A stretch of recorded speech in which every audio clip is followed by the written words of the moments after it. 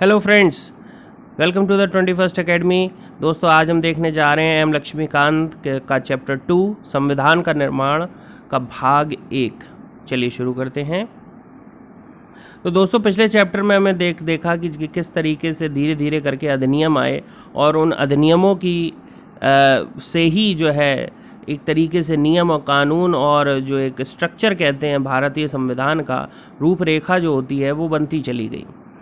तो भारतीय संविधान जो सभा है उसका गठन किस प्रकार हुआ और संविधान का निर्माण किस प्रकार हुआ और सन 1940 से लेकर 1950 के बीच में किस प्रकार से हमारे संविधान निर्माणकर्ताओं ने ये कार्य संपन्न किया, इस चैप्टर में हम वो बात डिस्कस करेंगे।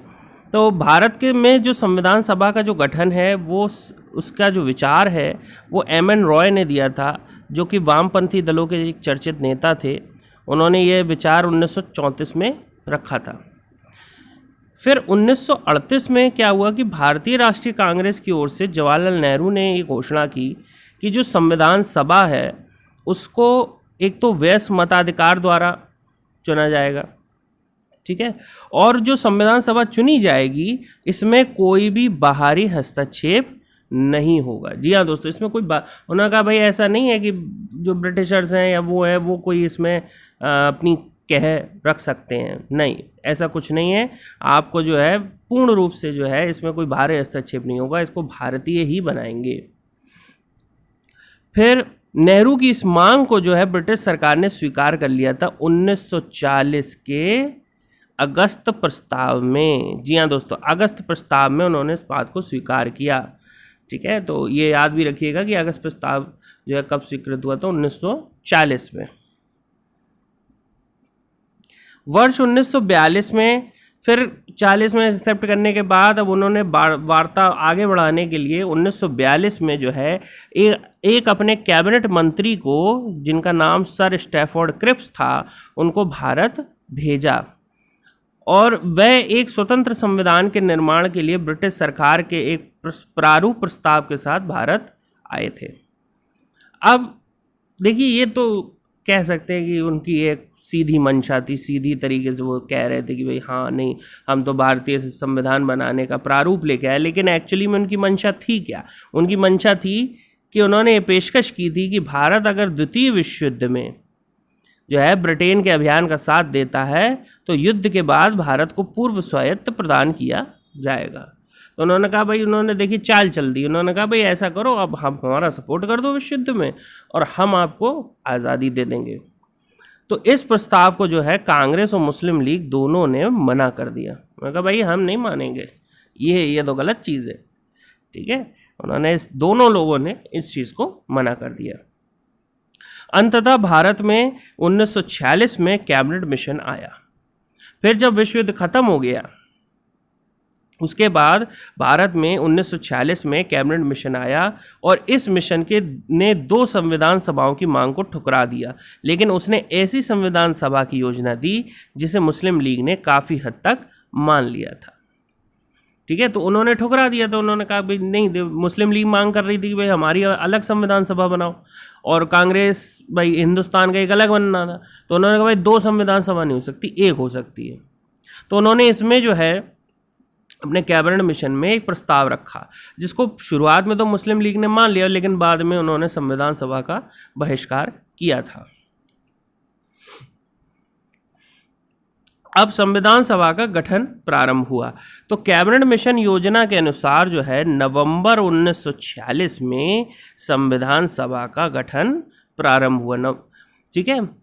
तो इसमें जो कुल सदस्य रखे गए वो कितने रखे गए सभा में? 389 रखे गए, जिसमें जो पहले से जो राज्य बने हुए थे उनमें से 296 सीटें लेनी थी और 2 देसी रियासतें थी, जो रजवाड़े थे, राजा महाराजा थे, उनको 93 सीटें मिली, ठीक है।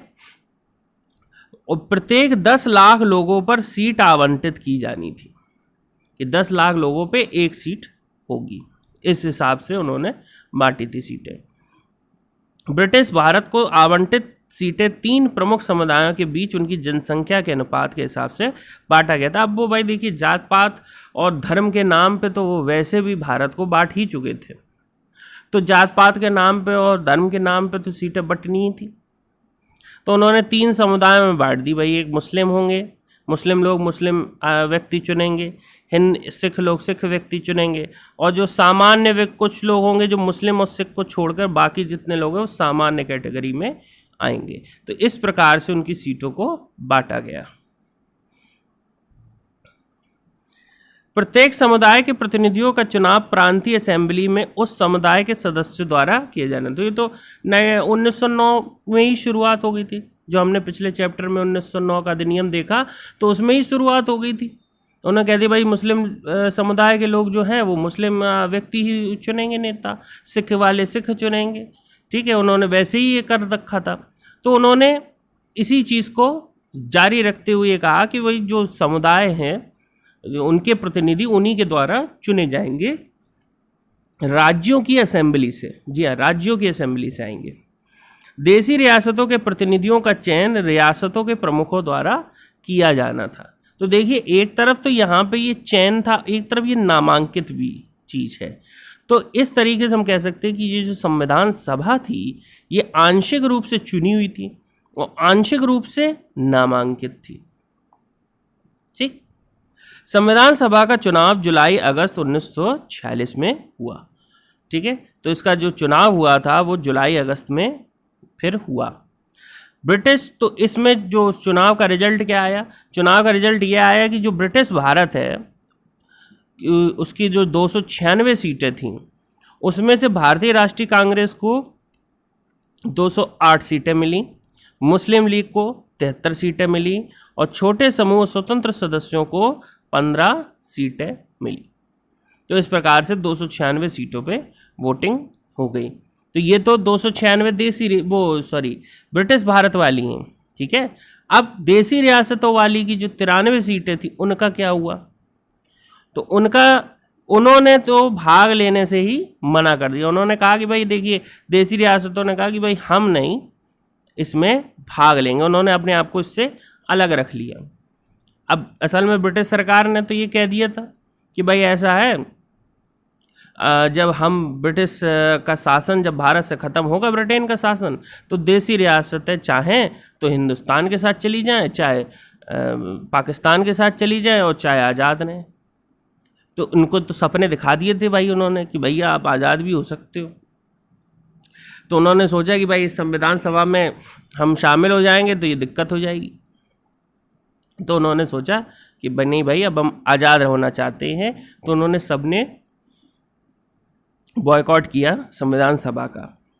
इस संविधान सभा में प्रत्येक समुदाय, हिंदू मुस्लिम, तो उन्होंने जो संविधान सभा गठित होकर आई उसमें प्रत्येक समुदाय को स्थान मिला। हिंदू, मुस्लिम, सिख, पारसी, आंग्ल भारतीय, भारतीय ईसाई, अनुसूचित जाति, अनुसूचित जनजाति के लोग, सबको जगह मिली।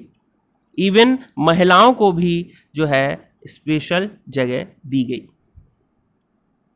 संविधान सभा की कार्यप्रणाली। संविधान सभा की प्रथम बैठक जो है वो 9 दिसंबर 1946 को नई दिल्ली स्थित काउंसिल चैम्बर के पुस्तकालय भवन में हुई थी। जी हाँ दोस्तों, ये याद रखिएगा, बहुत इंपॉर्टेंट चीज़ है कि संविधान सभा की पहली बैठक कहाँ हुई थी? 9 दिसंबर 1946 को नई दिल्ली स्थित काउंसिल चैम्बर के पुस्तकालय भवन में। मुस्लिम लीग ने इस बैठक का बहिष्कार किया और अलग पाकिस्तान की मांग की, इसलिए इस बैठक में केवल 211 सदस्यों ने हिस्सा लिया। तो भाई मुस्लिम लीग के जो थे वो तो भाई अपने चले गए, उन्होंने कहा भाई हम नहीं लेंगे भाग। तो सिर्फ 211 सदस्यों ने ही सभा में हिस्सा लिया, बाकी लोगों ने हिस्सा नहीं लिया। उन्होंने कहा भाई नहीं, हमारे अलग जो है हमारे लिए पाकिस्तान की अलग संविधान सभा बनाइए। जो शुरू में मान गए थे अब नहीं माने, अब उन्होंने फिर से बॉयकॉट कर दिया। इस संविधान सभा के अस्थायी अध्यक्ष सभा के सबसे वरिष्ठ सदस्य डॉक्टर सच्चिदानंद सिन्हा को चुना गया।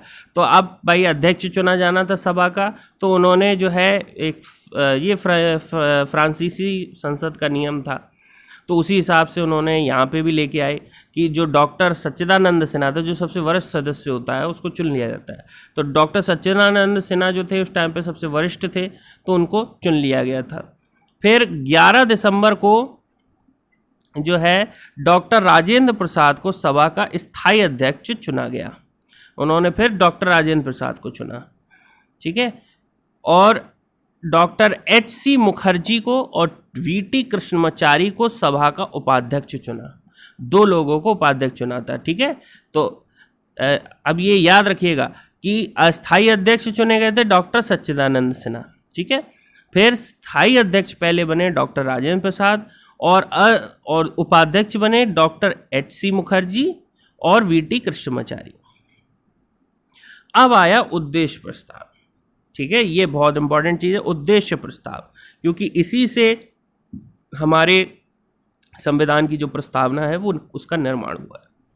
तो 13 दिसंबर 1946 को जवाहरलाल नेहरू ने ऐतिहासिक उद्देश्य प्रस्ताव प्रस्तुत किया, जो 22 जनवरी 1947 को सभा में पारित हुआ। ये बहुत अच्छे से याद कर लिए दोस्तों, बहुत बार ये क्वेश्चन आता है, बहुत बार, कि कब जवाहरलाल नेहरू पे पेश किया, कब पारित हुआ, दोनों डेट्स पूछी जा सकती हैं, ठीक है। तो 13 दिसंबर 1946 को जवाहरलाल नेहरू ने ऐतिहासिक उद्देश्य प्रस्ताव प्रस्तुत किया है और 22 जनवरी 1947 को ये पारित हुआ था, ठीक।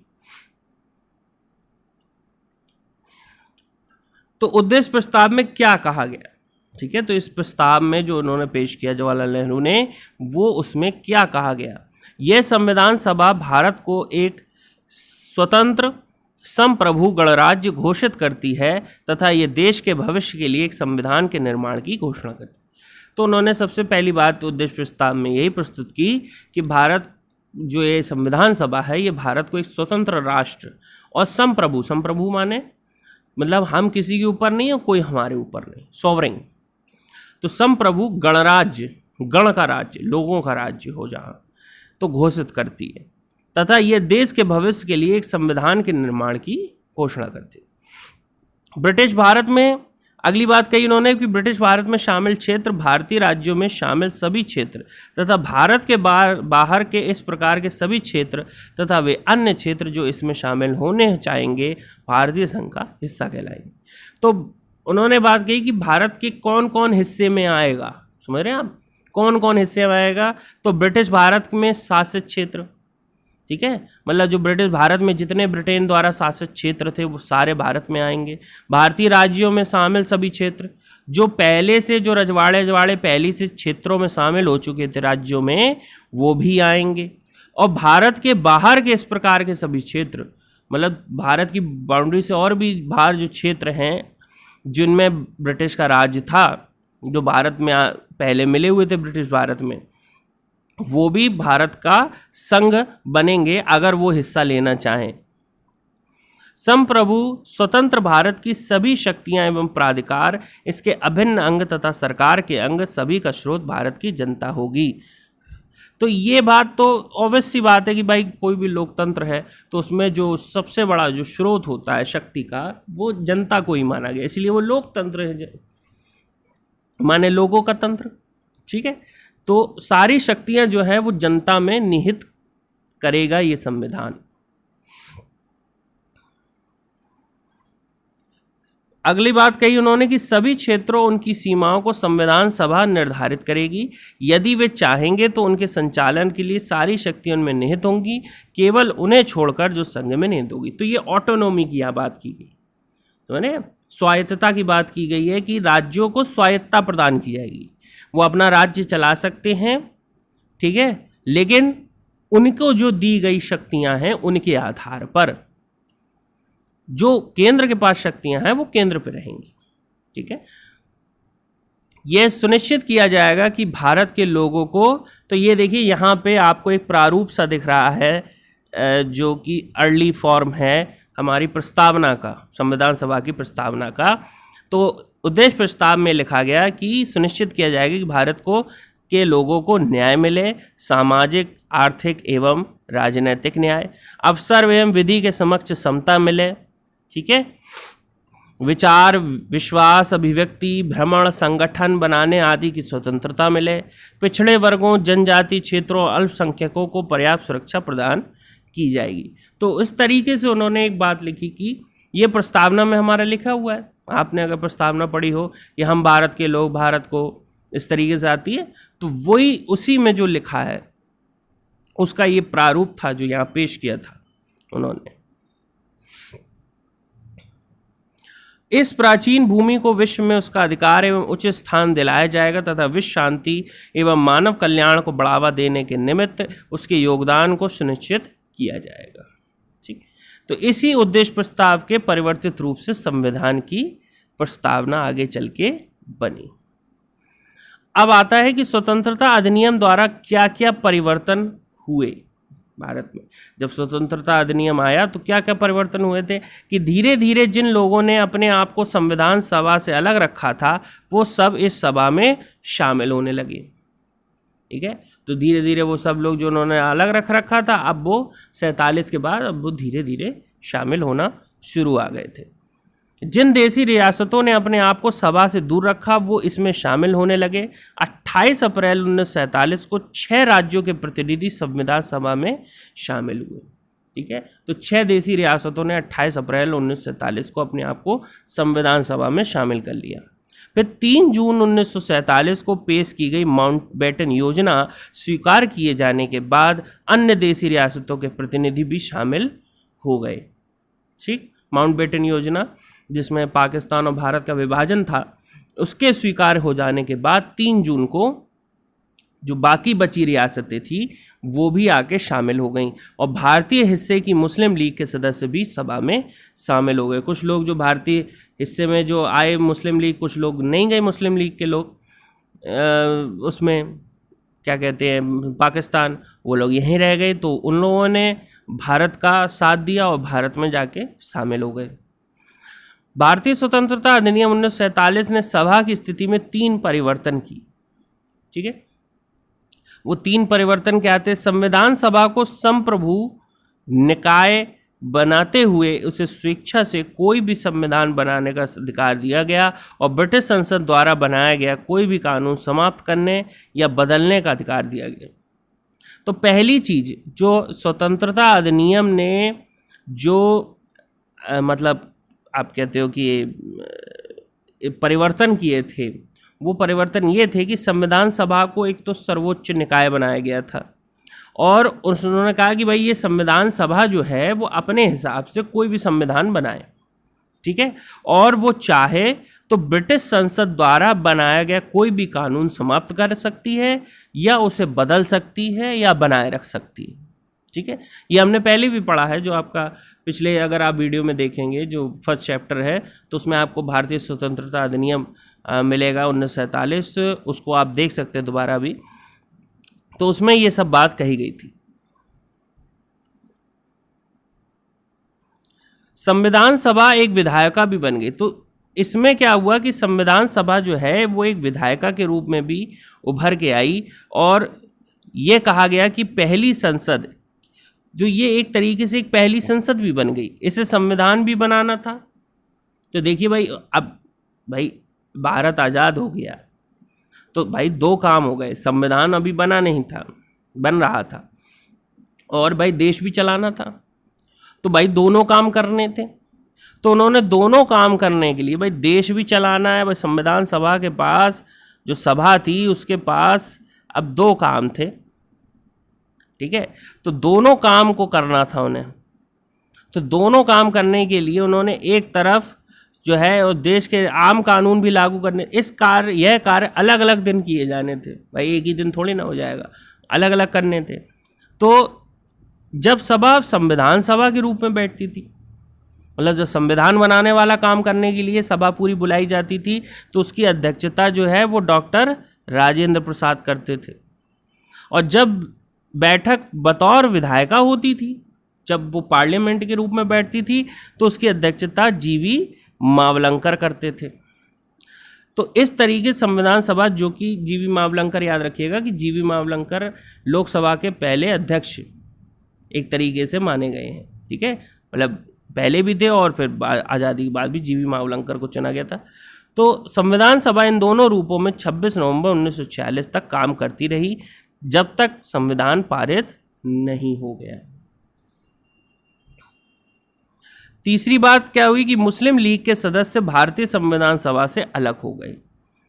ठीक है, तो ऑब्वियसली होना ही था, उन्होंने पाकिस्तान की मांग रख रखी थी।